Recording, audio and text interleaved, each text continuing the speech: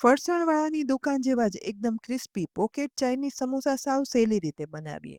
તો ગરમ થતા પાણીની અંદર તેલ અને મીઠું ઉમેરી નૂડલ્સ ઉમેરી સ્ટીમ થવા દઈએ. ચાઇનીઝ સમોસાનું પોકેટ બનાવવા માટે મેંદાના લોટમાં ઘઉંનો લોટ, મીઠું, લીંબુના 2 થી 3 ટીપા, થોડું એવું તેલ ઉમેરી બધું મિક્સ કરી જોઈએ એ પ્રમાણે પાણી ઉમેરતા જઈ કઠણ લોટ બાંધી તૈયાર કરી લેવાનો.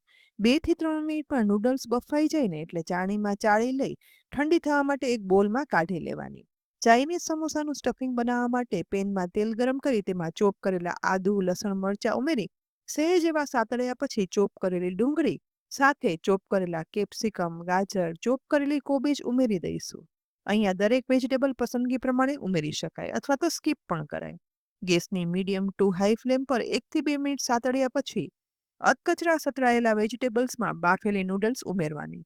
સાથે મસાલામાં Schezwan chutney, red chilli sauce, green chilli sauce, soya sauce અને સ્વાદ પ્રમાણે મીઠું ઉમેરી બધું મિક્સ કરી ગેસની હાઈ ફ્લેમ પર સહેજ એવું સાતળતા એકદમ ટેસ્ટી ચાઇનીઝ સમોસા માટેનો મસાલો તૈયાર છે.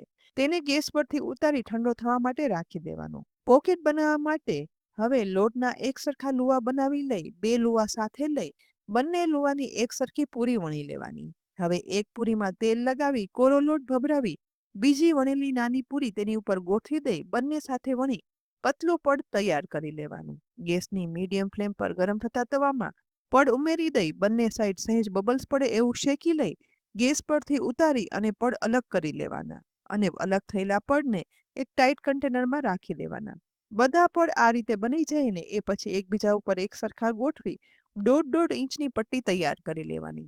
આ પટ્ટીઓ બનાવી અને ફ્રીઝમાં 1 મહિના સુધી એરટાઈટ કન્ટેનર કે બેગમાં સાચવી શકાય છે. અહીં 2 પટ્ટી લઈ આ રીતે એક ઉપર એક પ્લસની સાઈનમાં ગોઠવી વચ્ચે થોડો બનાવેલો ચાઇનીઝ સમોસાનો મસાલો રાખી બંને પટ્ટી એકબીજા પર કવર કરતા જઈ અને સમોસું વાળવાનું છે. એન્ડમાં રહેલા બંને ભાગ પર સહેજ એવી બનાવેલી મેંદાની સ્લરી લગાડી અને એકદમ ટાઈટ પેક કરતા જુઓ ચાઇનીઝ પોકેટ પટ્ટી સમોસું બની અને તૈયાર થઈ ગયું છે.